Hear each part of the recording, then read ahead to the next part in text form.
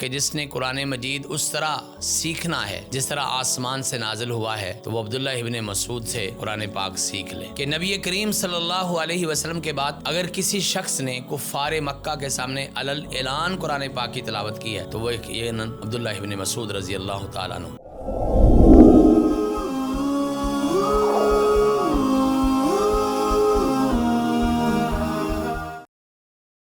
ناظرین کرام، نہا اسٹوڈیو کے پروگرام حیات صحابہ کے درخوشاں پہلو میں ایک مرتبہ پھر آپ کو خوش آمدید۔ آج ہم تذکرہ کریں گے نبی کریم صلی اللہ علیہ وسلم کے ایک اور عظیم اور جلیل القدر صحابی حضرت عبداللہ ابن مسعود رضی اللہ تعالی عنہ کا۔ عربوں کے دستور کے مطابق عبداللہ ابن مسعود رضی اللہ تعالی عنہ بھی بچپن میں بکریاں چرایا کرتے تھے۔ عبداللہ ابن مسعود رضی اللہ تعالی عنہ عقبہ بن ابی معیط کی بکریاں چراتے تھے، لیکن جب رسول اللہ صلی اللہ علیہ وسلم نے اپنی نبوت کا اعلان کیا تو آتے جاتے ان کو خبر اللہ کے پیغمبر علیہ السلام کے بارے میں ملتی رہتی تھی۔ گو کہ یہ ابھی چھوٹی عمر میں بھی تھے اور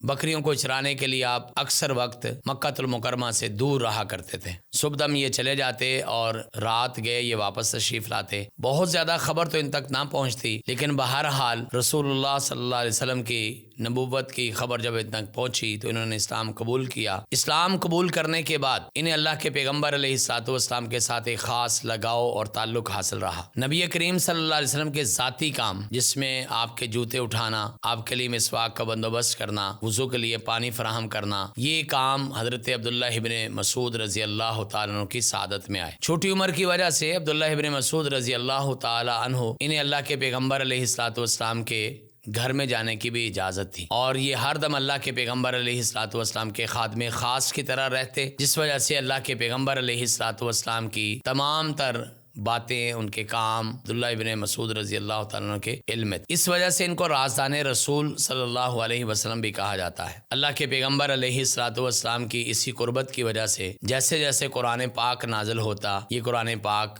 یاد کرتے چلے جاتے، اور قرآن پاک کا ان کا لہجہ اتنا خوبصورت تھا کہ ایک دن نبی کریم صلی اللہ علیہ وسلم نے جب اس نے قرآن پاک کی قرات کرتے ہوئے سنا تو ارشاد فرمایا کہ جس نے قرآن مجید اس طرح سیکھنا ہے جس طرح آسمان سے نازل ہوا ہے تو وہ عبداللہ ابن مسعود سے قرآن پاک سیکھ لے۔ عبداللہ ابن مسعود رضی اللہ تعالیٰ عنہ کو یہ اعزاز بھی حاصل ہے کہ یہ لوگوں کو قرآن پاک لکھواتے تھے، ڈکٹیٹ کرواتے تھے، اور آپ ناظرین کو پتہ ہے کہ صحابہ اکرام میں وہ صحابی یا صحابیہ بہت مقدس اور معتبر مانے جاتے تھے جو قرآن مجید قلم بند کیا کرتے تھے۔ صاف ظاہر ہے کہ اس دور میں کاغذ کی بہتات تو نہیں تھی، لیکن جو چیز بھی دستیاب ہوتی صحابہ اکرام جیسے تیسے قرآن مجید اس پر لکھتے، کبھی پتوں پہ لکھتے، درخت کے پتوں پر، کبھی کپڑوں پر لکھتے، کبھی پتھروں پر لکھتے، کبھی لکڑی پر لکھتے، لیکن بہر صورت قرآن مجید کو لکھ کر صحابہ اکرام نے محفوظ کیا۔ عبداللہ ابن مسعود رضی اللہ تعالی عنہ میں شامل ہے، کاتبین وحی میں شامل ہے۔ عبداللہ بن مسعود رضی اللہ تعالیٰ عنہ نہ صرف یہ کہ قرآن پاک لکھتے، یاد کرتے، بلکہ ان کو اللہ تعالیٰ نے قرآن مجید کی بہت زیادہ سوجھ بوجھ بھی عطا فرمائی۔ خود کبھی کبھار خوشی کا اظہار کرتے ہوئے اپنے بارے میں فرمایا کرتے تھے کہ الحمدللہ مجھے معلوم ہے قرآن پاک کی کون سی آیت کس وقت نازل ہوئی، کس صورت میں نازل ہوئی اور کس مقصد کے لیے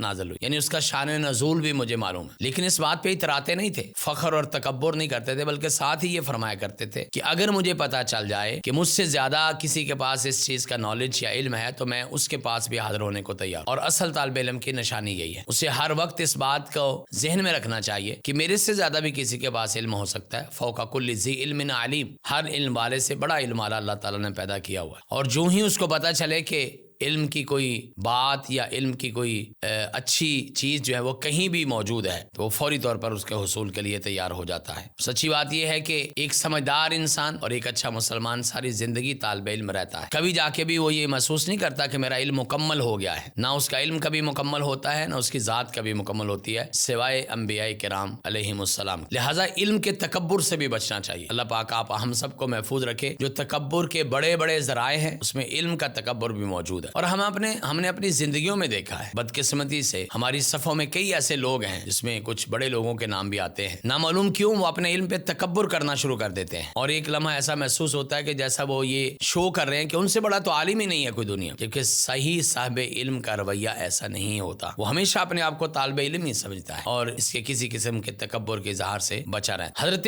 عمر رضی اللہ تعالیٰ عنہ کے دور میں ایک قافلہ ان کے پاس پہنچا اور قافلے والوں کے بارے میں پتہ چلا کہ ان کو رات کی تاریکی میں آئے تھے، ان میں بڑے بڑے علماء موجود ہیں قرآن پاک کے۔ تو آپ رضی اللہ تعالیٰ عنہ نے سوال کیا کہ قرآن مجید کا سب سے بڑا مقام کون سا ہے؟ مجمع سے آواز آئی کہ آیت الکرسی، یعنی اللہ لا الہ الا هو الحی القیوم، یہ والی آیت کریمہ جو ہے یہ سب سے بڑی آیت ہے قرآن پاک۔ پھر حضرت عمر رضی اللہ تعالیٰ عنہ نے سوال کیا کہ سب سے محکم آیت کون سی ہے؟ پھر مجمع سے آواز آئی کہ سب سے محکم آیت ان اللہ یامر بالعدل والاحسان وایتاء ذی القربى، یہ آیت۔ حضرت عمر رضی اللہ تعالیٰ عنہ نے تیسری مرتبہ سوال کیا کہ قرآن مجید کی سب سے جامع آیت کون سی ہے؟ تو مجمع سے آواز آئی کہ من یعمل مثقال ذرۃ خیرا یرہ ومن یعمل مثقال ذرۃ شرا یرہ۔ یہ 3 مرتبہ سوال کے جوابات سن کے حضرت عمر رضی اللہ تعالی عنہ فرمانے لگے یقیناً تمہارے اندر کوئی عبداللہ بن مسعود ہے رضی اللہ، یعنی اس دور میں ان کا علم مقام اتنا زیادہ تھا کہ بغیر دیکھے حضرت عمر رضی اللہ تعالیٰ عنہ کو یہ احساس ہو گیا کہ اگر قرآن مجید کے بارے میں اتنا زیادہ علم، اتنا گہرا علم اور اتنا اوتھینٹک علم اگر کسی کے پاس ہے تو یقیناً عبداللہ ابن مسعود رضی اللہ تعالی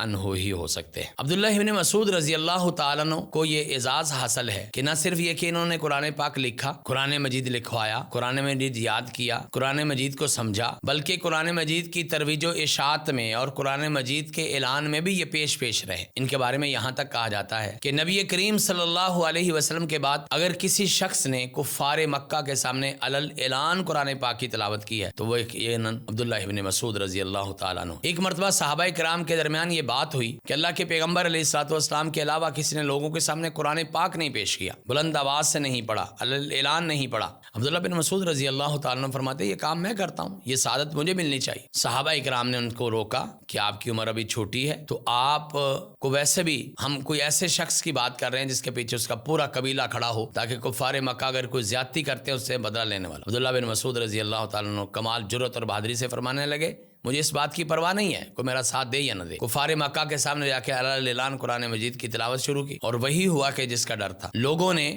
ان کو مارنا پیٹنا شروع کیا۔ عبداللہ بن مسعود رضی اللہ تعالیٰ عنہ سورۃ الرحمن کی تلاوت کیے جا رہے اور کافی دیر تک اس کی تلاوت کرتے رہے، کافر ان کو مارتے رہے۔ واپس جب وہ صحابہ کی مجلس میں آئے تو لہو لہان تھے، صحابہ کرام نے ان کی دیکھ بھال کی اور ساتھ ہی کہا عبداللہ ہم آپ سے کہتے تھے نا کہ ایسا نہ کرو، یہ ہمیں پتہ تھا کہ کافر ایسے ہی ظلم کریں گے۔ عبداللہ بن مسعود رضی اللہ تعالیٰ عنہ فرماتے ہیں یہ میرے لیے سعادت کی بات، قرآن کے لیے مار کھانا اللہ اکبر یہ گھاٹے کا سودا نہیں۔ آج تو ہم قرآن کے لیے باتیں نہیں نا برداشت کر سکتے۔ اکثر علماء کرام کو میں نے شکوہ کرتے ہوئے پایا ہماری جماعت والے یہ، ہمارے مقتدی ایسے، ہمارے محلے ہمارے پنڈ والے ایسے، نہیں جی ہماری بات ہی نہ چھوڑو، یہ جی منافقین سارے اکٹھے کیے ہوئے، یہ جی کوفی ہیں، یہ فلانے ہیں، یہ فلانے ہیں۔ نہیں، قرآن مجید کی خاطر آج تو ہمیں مار نہیں پڑتی، آج تو ہمیں صرف باتیں ہی ہیں نا، بلکہ میں اکثر کہتا ہوں کہ تبلیغ کے میدان میں اب صرف باتیں رہ گئی، حوصلہ شکنی رہ گئی ہے، اس کے علاوہ تو کوئی ظلم نہیں ہمارے ساتھ ہوتا نا، تو برداشت کیا۔ عبداللہ ابن مسعود رضی اللہ تعالیٰ نے برداشت بھی کیا اور فرمایا کہ آئندہ بھی کبھی اگر اس کام کا موقع ملا تو میں ہی جاؤں گا کافروں کے سامنے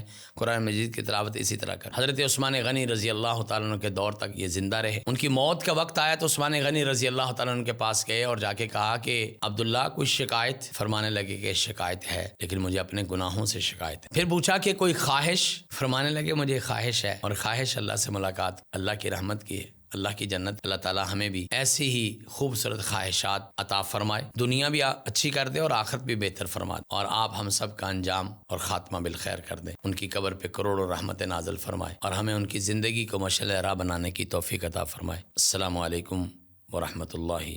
وبرکاتہ۔